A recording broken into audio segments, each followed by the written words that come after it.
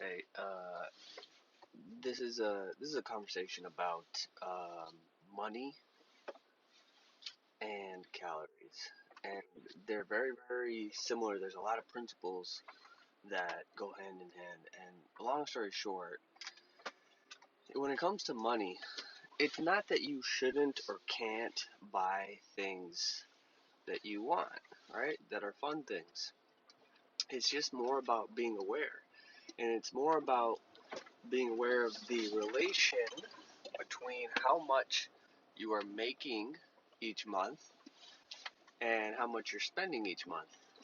But see, that's not super practical when you're just waiting around for the end of the month. You have to do things daily in order to really get a handle on it, because when you wait for the end of the month but you don't have any daily target or daily goal, then it becomes very difficult. But for inside of a day, it's fairly easy, right? Like all you gotta do is worry about this day, not this giant number out there somewhere. And so that's very similar to calories. Like an average person can get pretty lean as they want if they eat 2,000 calories a day. Um, the reason for that, and we won't get too much into that, is this is just based on physics. How much fuel, how much energy is required to move your vehicle for, you know, that's what it is. It's the size of your vehicle. How much energy is required to move it around and do the things that it's doing? That's pretty fixed. And the reason for that is because most humans are within a pretty narrow range. So calorie requirements are not going to vary that greatly, right?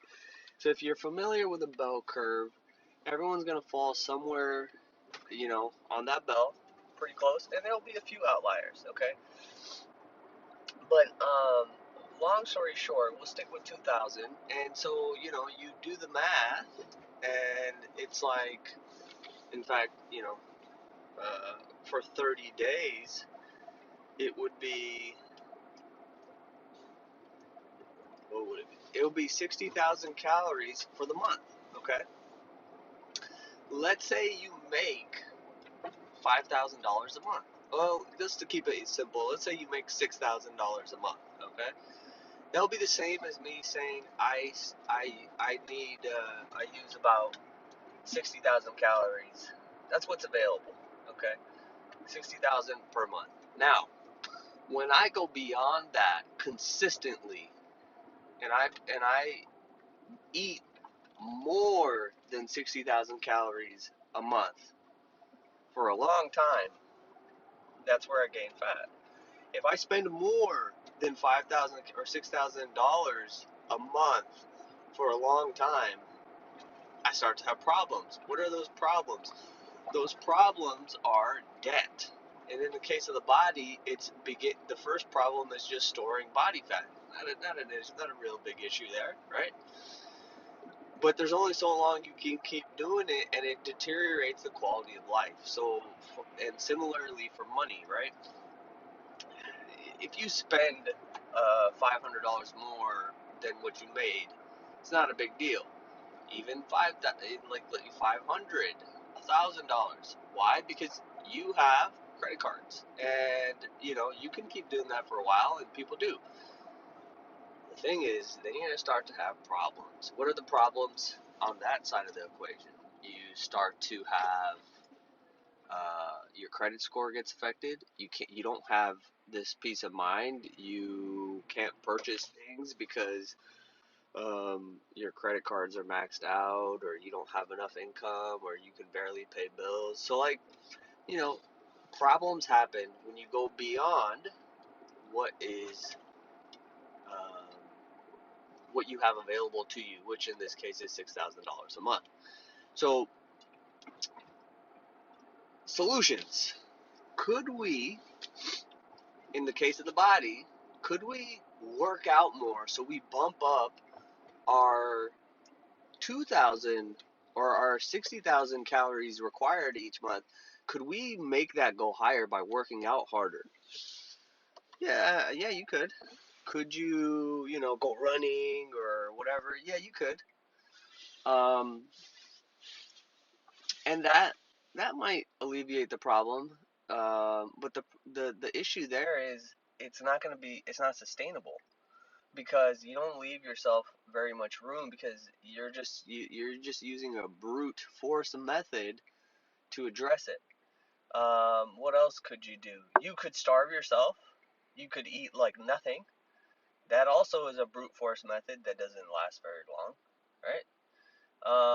And sure, temporarily, and maybe if you even do both of them at the same time, but think about how much force that is. Like, Jesus Christ, like, not only am I gonna stop spending everything, or not only am I gonna starve myself by not eating anything, but I'm also gonna try to work really hard and make more, or work out really hard so I can have a higher calorie requirement each day. It's exhausting, and you don't need me to tell you. You just know that that doesn't work. It just doesn't work. Life has things in it that then will frustrate you and derail you. Now, on the other side, you could be like, okay, well, I'm gonna make more money and get your 6,000 up to 8,000 or 9,000. And you could even on top of that be like, I'm not gonna spend any money. And those two things they'll work, but you know what you lack again, same way. And also, do you really want to work more? Do you want to have all that added attention required to make that happen? Like, if it's going to require energy, focus, you're going to have to do things. It's going to take time from your day. Maybe your goal is to spend more time with your wife and your kids. Well, that's going to kind of be taken away. So, again, not sustainable, right? What if you can't work? Then what? What if you physically can't work? Then what? What if what if you have unexpected expenses where you have to spend $7,000 one month? Then what? See, it's all built on something that's not sustainable.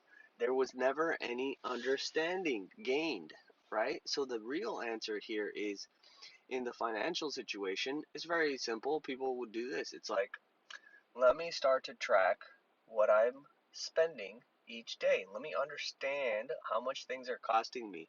Usually, in the act of tracking, we start to find things out. Oh my God, I have 4 Netflix subscriptions. I didn't even know that. Oh my God, I'm spending how much on, this thing that I'm not using anymore? I thought I canceled this. So, in the act of tracking, you begin to gain understanding. So, that is the first number one. You're gonna right there. You're gonna start to get quick wins, right? You're gonna start to uh, plug the holes in the boat as we continue to add to our metaphor. But it's going to be better than just haphazardly doing things because you're learning things, right? And then over time you eliminate these things, and now but you since you have an understanding, you're more aware. You're more aware when you do things. You're more aware when you make decisions. You're more aware before getting into new subscriptions. You also kind of realize like, oh well, binge watching Netflix for 4 hours every day is probably not what I want anyway. So, and besides, let's say my brother has Netflix, and I'm like, okay, well then, do I really need Netflix? Because I usually use his anyway.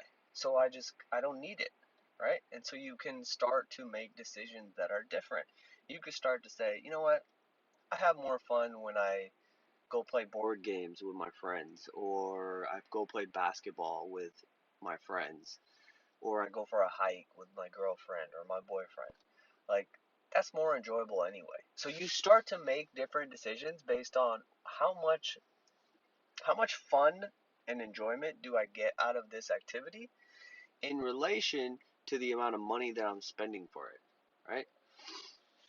slowly you begin to, without even forcing it, you just begin to change, right?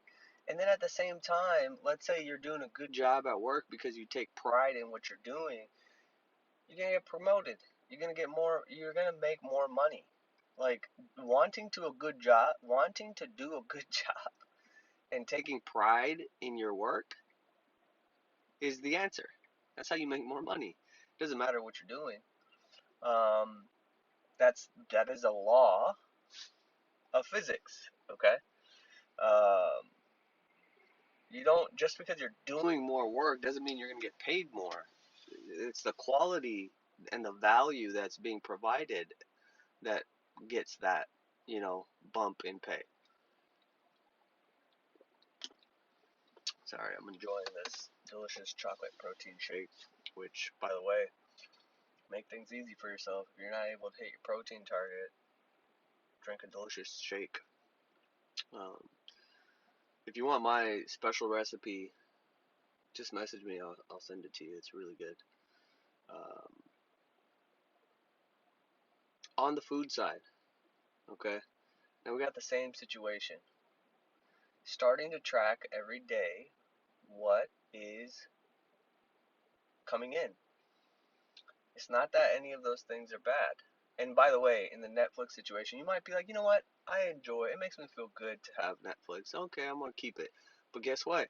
You cut out the 3 extra subscriptions that you didn't actually know you had because you weren't paying attention. You might find out, you know what? I do like a donut, like myself, in the morning. So I'm gonna eat a donut or two every single morning, like I'm doing right now. I'm about to literally go in and grab a donut. And you get a lot of enjoyment out of that. But it's one donut. And it's within the amount of calories you have for the day. And same thing with the Netflix. Um, it's one Netflix subscription, and it's within the amount that you have per day. In that example, a good way to even break it down would be to make things easier. Is like, okay, you make $6,000 a month divided by 30 days. That means you have $200 each day. Now, if you stay under $200 each day, most days, you'll be able to spend things or buy things that you want, but also have left over at the end of the month, and you won't be worried about it, right?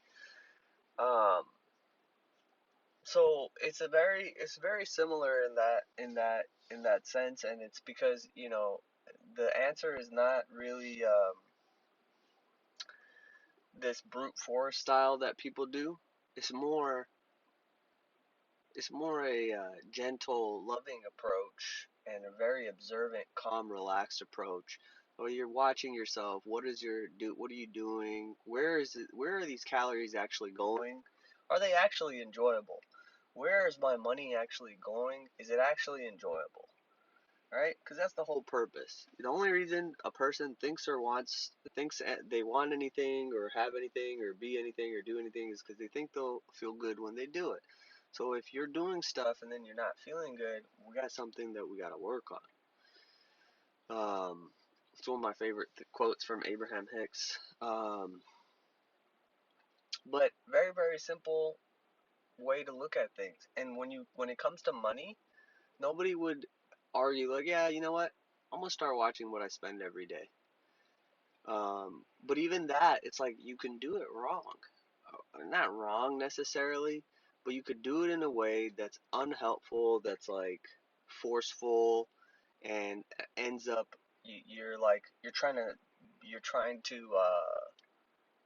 control too much versus you just watch. What am I doing? What am I spending money on? Do I like it? Do I not like it?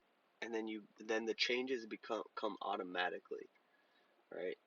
So that's kind of the big thing there. And the same, but see, when it comes to food, people are so resistant because we have this emotional relationship with food that we're like, and we just kind of take these things from other people or culture or society. Like, oh, I don't want to track food for the rest of my life.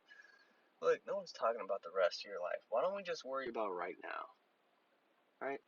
Maybe you got 20 pounds to lose. Maybe you got 30, maybe you got 40. Maybe you got 10. Maybe you want to lose 10 pounds. Maybe you just want to be leaner. It has nothing to do with the pounds.